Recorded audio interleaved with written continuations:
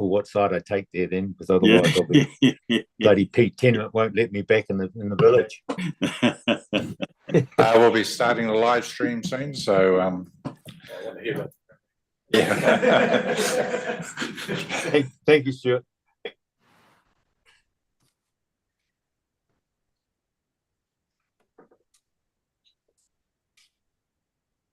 Good morning, everybody. We'll declare the Risk and Assurance Committee meeting open. Certainly welcome all the members and any guests. First of all, I'll just do the Chair's opening statement, as we always do. So I do remind all present that the open session of this meeting is being live streamed and recorded, and that recording will be made available on the Bay of Plenty Regional Council's website following this meeting. I also remind all present that the local government decision-making affords no protection to councillors, council officers and the public for comments made during the meeting that are subsequently challenged in a court of law and determined to be slanderous. Apologies, we have one from our Chairman Leader. We also have noted a number on the Zoom. So we note our Deputy Chair, Bruce Robinson, Councillor Kevin Winters, Councillor Lyon Thurston and Councillor Malcolm Campbell. We welcome you all on Zoom, and just please indicate if you wish to speak in the usual manner. So I'll move the apologies be accepted. Do we have a second, please? Councillor Scott, I'll put that all in favour, say aye. Against, aye. Carried. A public forum, nobody's asked to speak in the public forum. Items not on the agenda, there are none. Order of business, we're not proposing any change. There's no one required to speak at a particular time. So we'll just follow the agenda through. Are there any declarations of interest on any items on the agenda?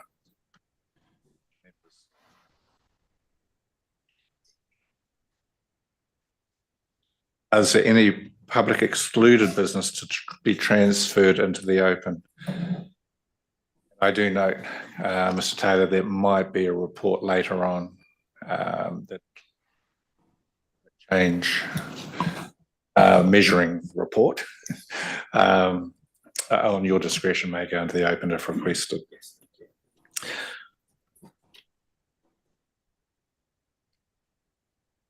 Right, so let's get on to the first order of business, which is the minutes of April 9th, and they're here in our agenda for your consideration. Are there any questions, queries, and or corrections of those minutes?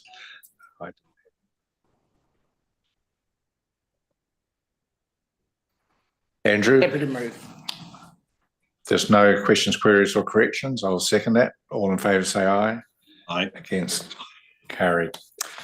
Right, next report is the Chairperson's report, which looks at our work programs, and I'll hand that over to Mr. Taylor to work us through those. Thank you, Mr. Chair, and good morning, everybody. So the Chairperson's report is the one that's before the last meeting, before the end of the triennium. So you'll notice on the first appendix there, we have our September 2025 meeting, which will incorporate all of the annual report information that you get. So it'll be quite a long and involved meeting, I believe. So yeah, it shows the last meeting of the triennium in September, and then the next appendix shows all of the work programme that has been completed by this committee, Mr. Chairman, the amount of work and reports that have been brought before this committee. We've got quite a long list there that councillors will recognise that the work programme that have undertaken. So yeah, I'm happy to answer any questions. Thank you for that. So we do note, the September meeting will be quite comprehensive, yeah. Particularly with the draft annual report for our consideration prior to going to council.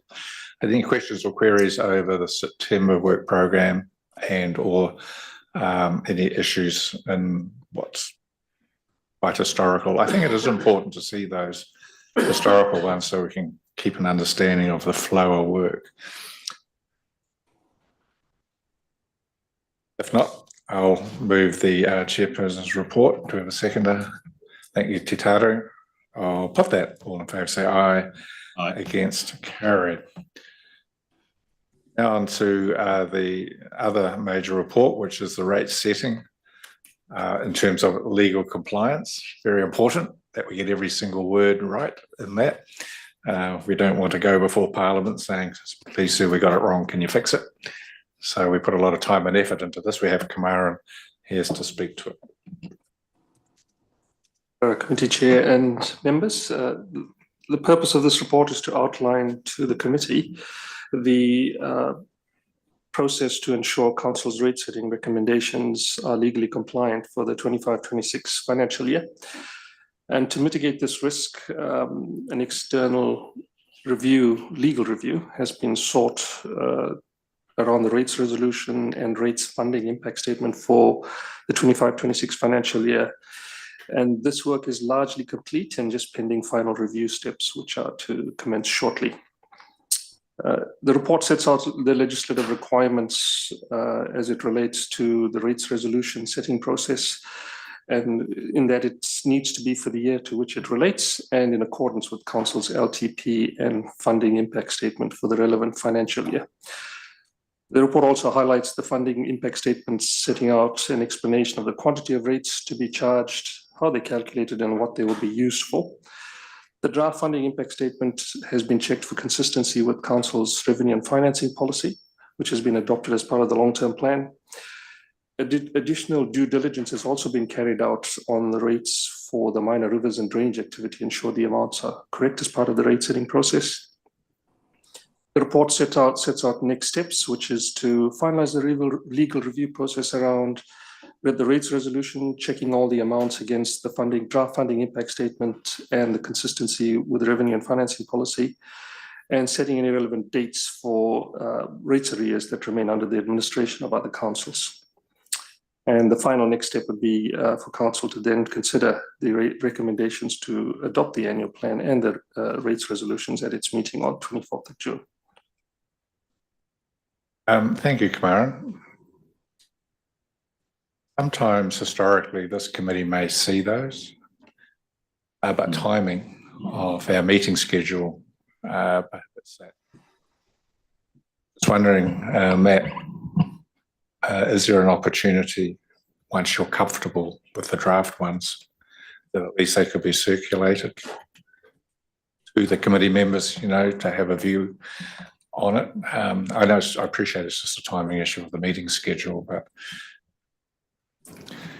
that may be of assistance. Happy to do that. Thank you for that. Committee, any questions or queries with regard to that report? Councillor Winters. Oh, thank you, Mr. Chair. Matt, last year we had to have a special council meeting because we got some of the rivers and drainage rates wrong, and it was a database problem. Have we fixed it so that we're not in the same situation this year?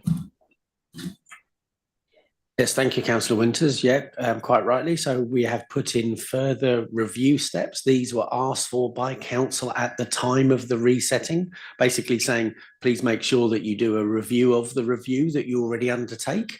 Yep. So we have built further review steps in, and you can be assured that the team are scrutinising these numbers very carefully, and the reason for that mistake last year won't happen again this year because of that extra review step that's been put in by Kamaran and his team. So yeah, we're confident in the rates that you set, and the mistake that was made last year won't happen again. Thank you. The committee members have any questions or queries? Bruce.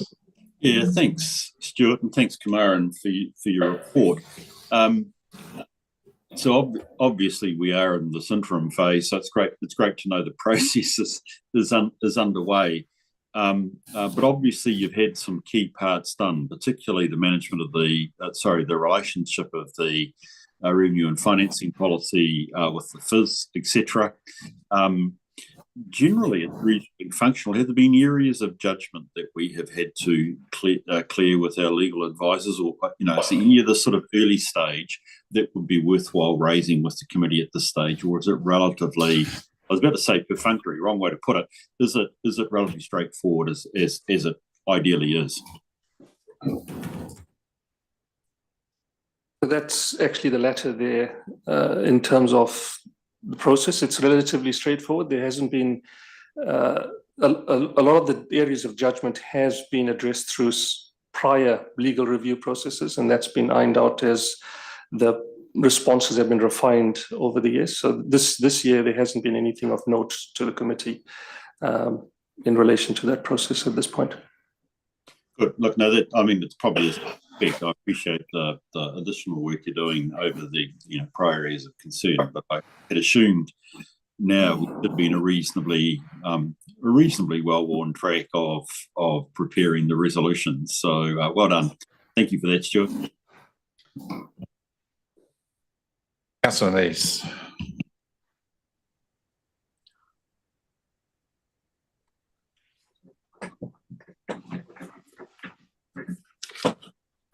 Sorry, everyone.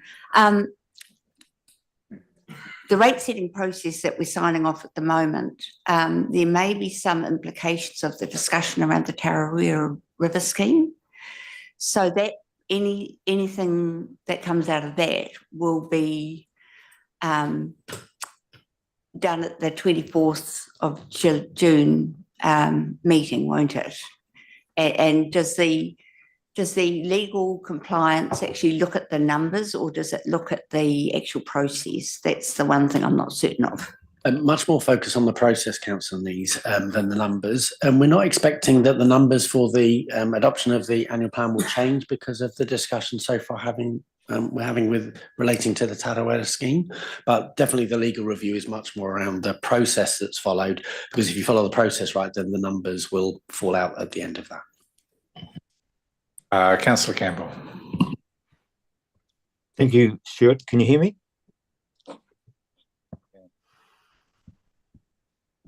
Yes, we can hear you. Okay, Yep. sorry. Look, just going back to what Jane was mentioning and Kevin, last week I spoke to Kawerau District Council on their LTP, and Morgan brought up the fact of the Tararua River rate again. He seems to be getting quite frustrated because he's not getting any answers. And I've got the paper here in front of me, and what concerns me is the way that it's set out for the Principality of Kawerau.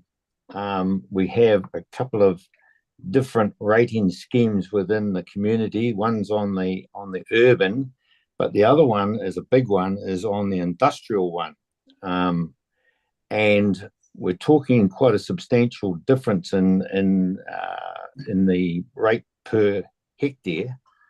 And I'm a little bit concerned because if this comes to a head, companies like Norske and all of the industrial park that's there may end up asking us for a substantial explanation. And I know that when Tūwhare Toa asked for that information at the top of the boundary line, they were, I believe, given a credit on their rating system. So can you just give me a little bit of a heads up on that, please, so I can take this back to Morgan, because he is getting a bit frustrated because he's not getting any answers on it. Thank you.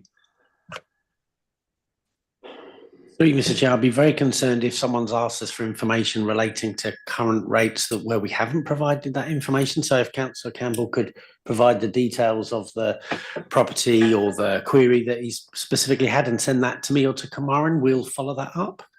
But this is related to the process to set rates rather than how that will land on individual ratepayers, and without without knowing the query of who it's from and what the implications are, it's a little bit difficult to answer that question here.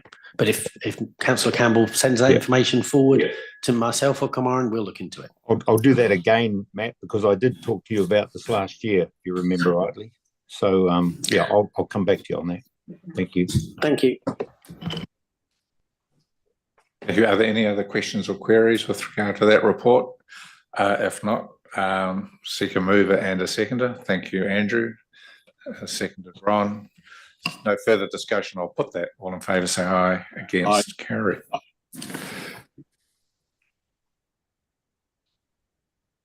We're now heading on to our internal audit status and update and our work program with regard to that. And we have Clive now leading the charge on that. Welcome, Clive. So we'll take the report as read, but you wish to speak to it first, Clive, and add anything else that may be there. Chairman, committee members. This is just a regular update of our progress on the internal audit plan, as well as our progress on monitoring the recommendations. And we've also included the proposed internal audit plan year 2 2025-26. Happy to take any questions. Yeah, thank you for that. And we do note that there's been a lot of progress in that program, and obviously the carbon accounting and reporting is in the confidential section at this point in time. So that's a major piece of work that's been completed. A question I had, and I did raise it with Matt, in section 4, actually on page 30, right up the top. In terms of strategic frameworks will be reset, particularly considering the changes in legislation signalled, and I think that's a really important issue. At the moment, particularly in RM reform and some other reforms that will impact on us, through freshwater and all those things, will require a new set of eyes and a new focus on that coming forward from particularly a risk perspective. I know we started that journey in the freshwater space and put it on pause due to the reforms, which was the right thing to do.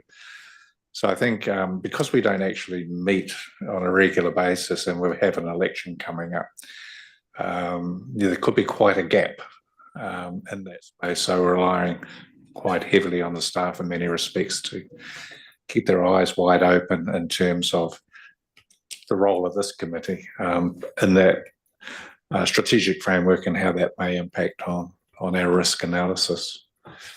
Do you have any comment? I think we will certainly take that on board. Councillors, any other view with regard to that, Andrew? That report. Thank you, Mr. Chair. Page 30, item 16, Holidays Act, is showing red. Is this a new red or is this an ongoing red? Has something happened in the Holidays Act in recent times? Because I know we had problems a long time ago with it, but I wasn't aware that it's an ongoing issue. Through you, Chair. No, it's not an ongoing issue. So we did an audit previously when there was issues in other agencies in terms of the Holidays Act. This is just to redo the audit to make sure it hasn't occurred again. So it's red because it was a big issue across a lot of organisations. When we did the review internally back in quite a few years ago now, we didn't have an issue. We just put that back on the agenda to make sure it hasn't come up again. So it's not an issue for us. So what makes it change colour so that it, because it looks like it's a current issue? The colour is based on the overall risk that it might present, because it presented a significant risk to other organisations in the past. It's been put as red in terms of the actual impact that it has had previously on other organisations.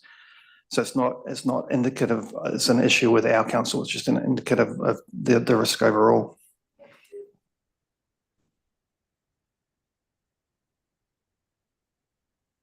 Councillor Shirley. I'll just clarify on that point, because it was a huge issue, as you said, across many organisations, a lot of government departments were caught out. What was the reason that we escaped that? It was that we had a correct interpretation of the law, whereas many others didn't? That's my understanding in terms of, yes, we had the system that we had in place had interpreted or had allocated that correctly, whereas a number of organisations had different systems where they'd implemented it incorrectly. So at the time, we went back and looked at all our systems and also got an external review from a lawyer in terms of making sure we were compliant, and we found no issues. So.